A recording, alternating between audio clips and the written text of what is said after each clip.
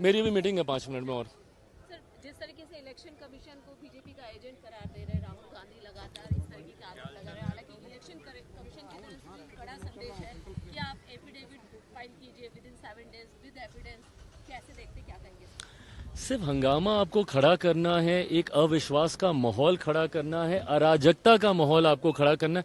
भाई, आप संवैधानिक संस्थाओं पे आप विश्वास नहीं कीजिएगा, न्यायिक प्रणाली पे आप विश्वास नहीं कीजिएगा, संवैधानिक पदों पे बैठे हुए व्यक्तियों पे आप भरोसा नहीं कीजिएगा।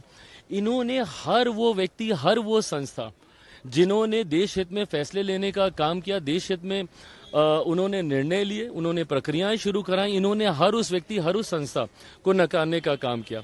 आज जिस उपराष्ट्रपति को लेकर इनके दिल दर्द जो इनके दिल में उठता है, ये वही हैं जिनके यहीं मकर द्वार पे, जिनका मजाक ये लोग उड़ाते थे, जिनकी मिमिक्री ये लोग करने का काम करते थे। आज चुनाव आयोग के ऊपर आप सवाल खड़े कर रहे हैं। ये वही चुनाव आयोग है जिनके नेतृत्व में चुनाव हुए हैं और कांग्रेस लंबे समय तक सत्ता में रही है, केंद्र में हो, राज्यों में हो। भाई, जिस दिन आप पूरा पावर पॉइंट प्रेजेंटेशन आप अपना कर रहे थे और आप कर्नाटका का जिक्र कर रहे थे, अगर आपको याद ना हो तो कर्नाटका में आप ही की सरकार है, और जिनकी धांधली आप दिखा रहे थे, इन्हीं वोटरों ने चुन के आपकी सरकार को वहां पे बनाया। आप अपनी भी सरकार के ऊपर आप सवाल खड़ा कर देते हैं। हकीकत है, चुनाव आयोग एक स्वतंत्र संवैधानिक संस्था है। आप क्यों गए थे इनके पास शिकायत करने?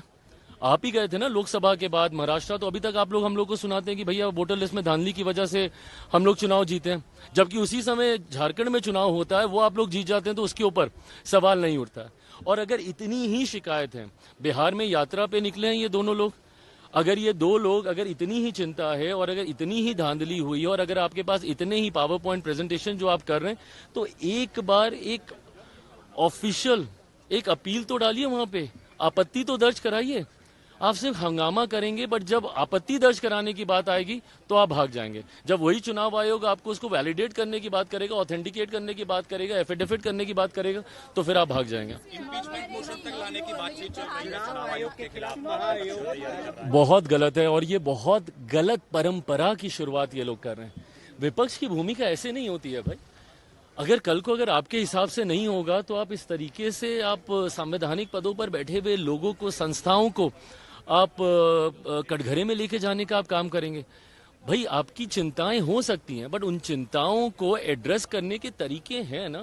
अगर आपको लग रहा है कि भाई आपके वोटर्स के नाम उसमें कट गए, अगर एक बार के लिए मैंने मान भी लिया कि भैया कोई त्रुटि हो रही है, तो आप उसके लिए आपत्ति दर्ज करा सकते हैं। 3-3 जगहों पे 3-3 मौके ऐसे हैं जहां पे आप अपील दर्ज करा सकते हैं। आपके बीएलए क्या कर रहे हैं भैया? बीएलओ पे अगर आपको विश्वास नहीं था तो आपके बीएलए क्या कर रहे हैं? और मुझे समझ के परे कि आप जब पार्लियामेंट नहीं चलने देते, इसमें सरकार का क्या लेना देना? ना हम लोग 3 में ना 13 में।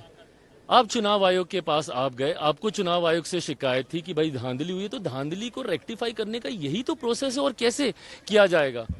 बट जब उस प्रोसेस को अपनाया जाता है तो आप सड़क पे हंगामा कीजिएगा, सदन में आप हंगामा कीजिएगा, बट जहां पे औपचारिक ऑफिशियल आपत्ति दर्ज करानी है चुनाव आयोग के पास, वहां पे आप नहीं कीजिएगा। तो आपको सिर्फ अगर एक वॉकी क्रिएट करना है, अगर आपको सिर्फ एक अविश्वास का माहौल, और ये लोग विपक्ष करता रहा, पहले सीए को लेकर देश को जलाने का काम किया, पूरा लोकसभा का चुनाव झूठ बोलते गए कि भैया आरक्षण खत्म हो जाएगा, संविधान खत्म हो जाएगा। ये एक झूठ, और लोगों को डरा रहे हैं झूठ बोल बोल के।